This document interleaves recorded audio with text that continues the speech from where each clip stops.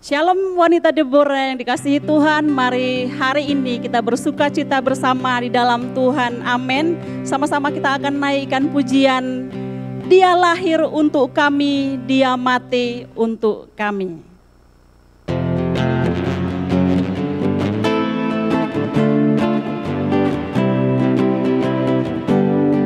Dia lahir untuk kami, Dia mati untuk kami, Dia bangkit bagi kami semua. Dia itu Tuhan kami, Dia itu Allah kami, Dia Raja di atas segala raja. Dia itu firman Allah yang turun ke bumi, yang jadi sama dengan manusia.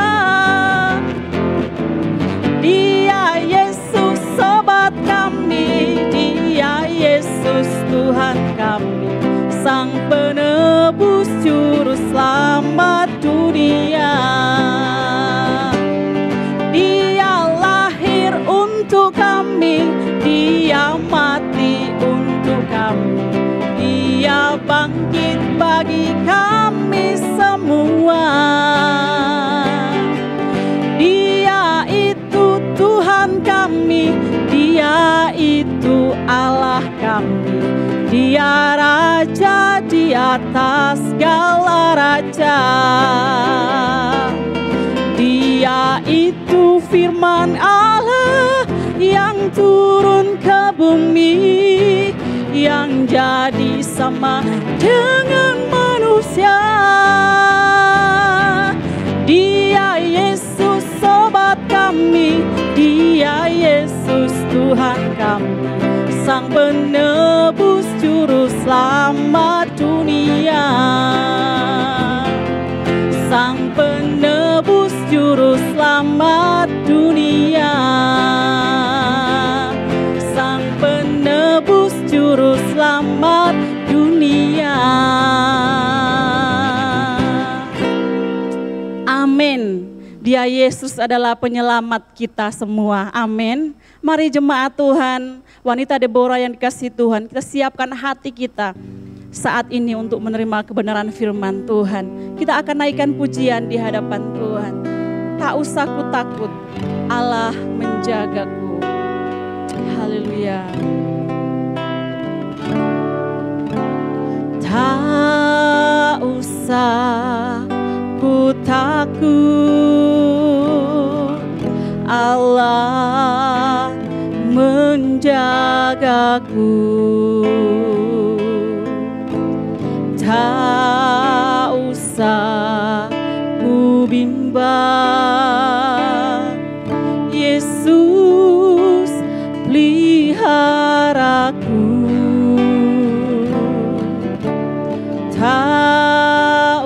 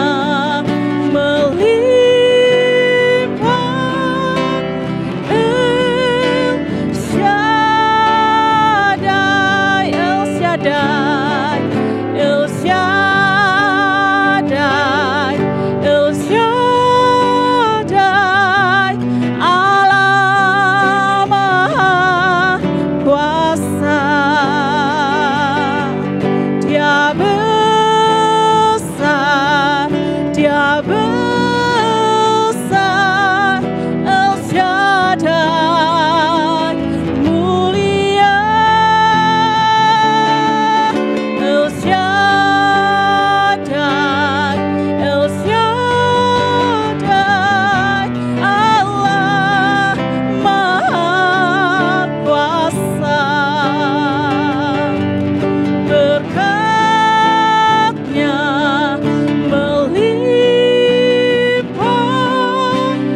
El Shaddai, berkat-Nya melimpah, El Shaddai.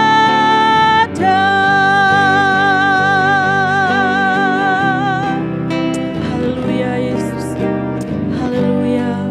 Terima kasih ya Tuhan, kami memuji Engkau, Allah yang maha besar, Allah yang maha kuasa, yang selalu menyertai kami sampai saat ini. Terima kasih ya Tuhan, tiba saatnya bagi kami untuk merenungkan kebenaran firman-Mu. Biar Engkau mengurapi kami semua ya Tuhan, dan memberi kami kekuatan ya Roh Kudus, untuk kami dapat melakukan kebenaran firman-Mu. Di dalam nama Tuhan Yesus, haleluya, amin. Ya, shalom ibu-ibu. Dalam kehidupan ini, apakah ibu-ibu pernah mengalami yang namanya rasa takut? Saya yakin kita semua pasti pernah mengalami rasa takut, dan mungkin saat ini kita sedang ada dalam situasi itu. Merasakan situasi yang penuh ketakutan karena sesuatu hal. Nah, saat ini kita akan merenungkan firman Tuhan dengan tema jangan takut.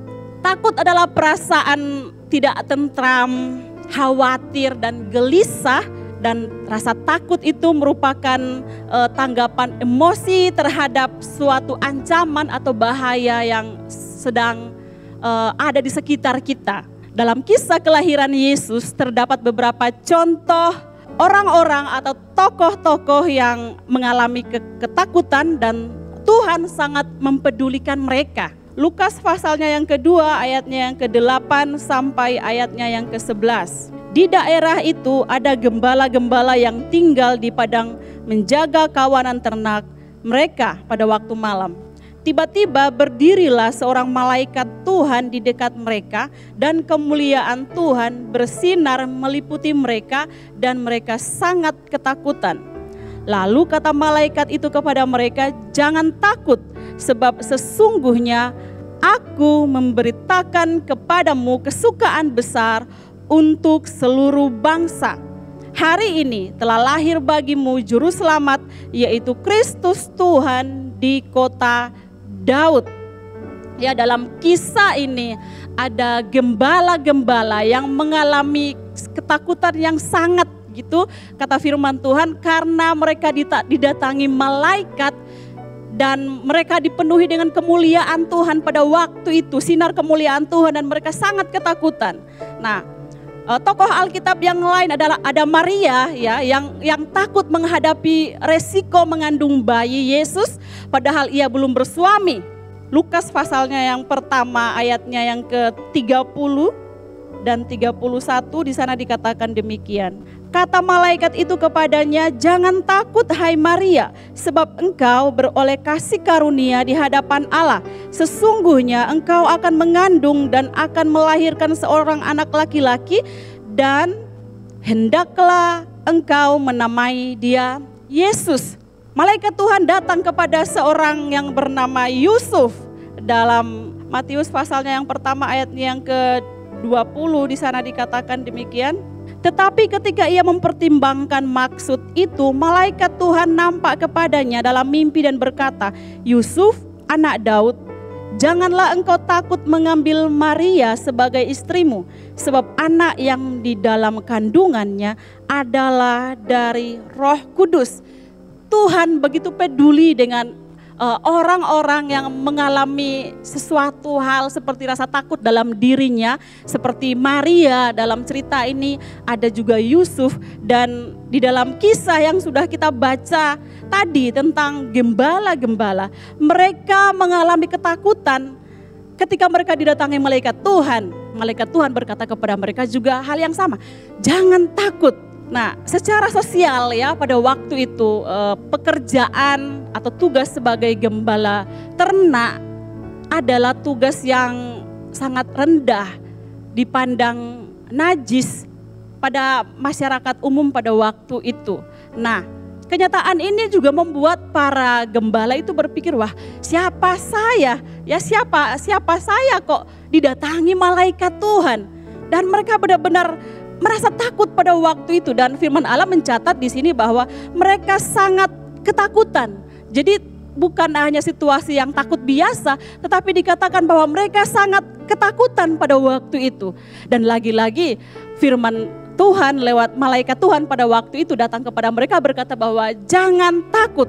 Jadi benar-benar Tuhan itu mempedulikan hati kita, keadaan kita, juga keadaan tokoh-tokoh Alkitab pada waktu itu. Nah, ibu-ibu yang dikasihi Tuhan, kita sudah berada di bulan Desember, di penghujung tahun.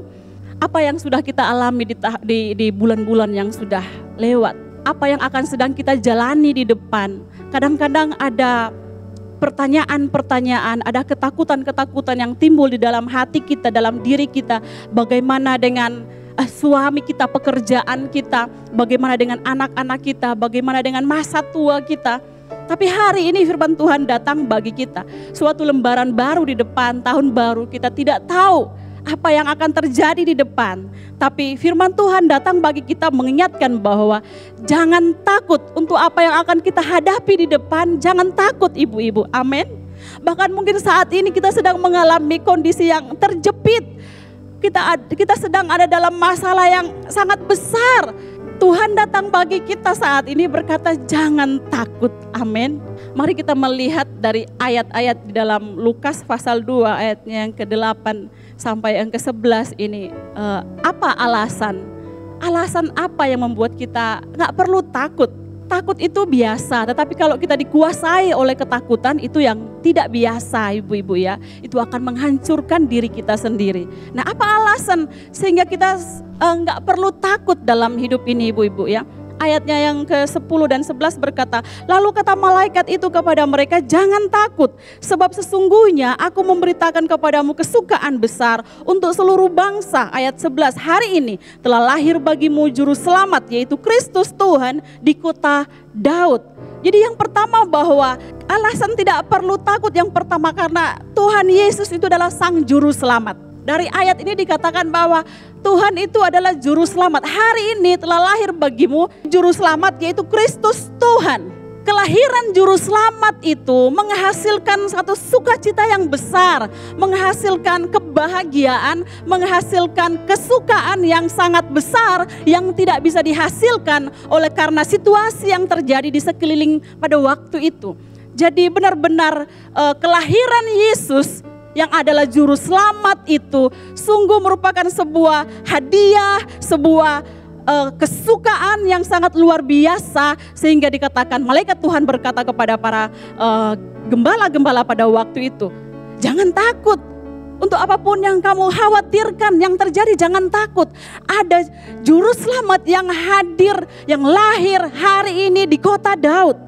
Kesadaran kita bahwa Yesus itu adalah sang juru selamat akan menghasilkan satu sukacita yang tak tertandingi dengan apapun yang bisa kita dapatkan dari dunia ini. Sang juru selamat itu adalah solusi bagi setiap pergumulan hidup kita, setiap manusia. Tidak hanya pergumulan tentang apa yang kita makan, minum, yang kita butuhkan dalam hidup ini. Tetapi soal kekekalan, dia menanggung, dia menjamin keselamatan jiwa kita. Sehingga dikatakan bahwa setiap orang yang percaya kepadanya tidak binasa, melainkan beroleh hidup yang kekal. Amin. Adakah di antara ibu-ibu hari ini yang mendengarkan renungan firman Tuhan ini, yang belum mengenal Yesus, yang belum menerima Yesus sebagai Tuhan secara pribadi?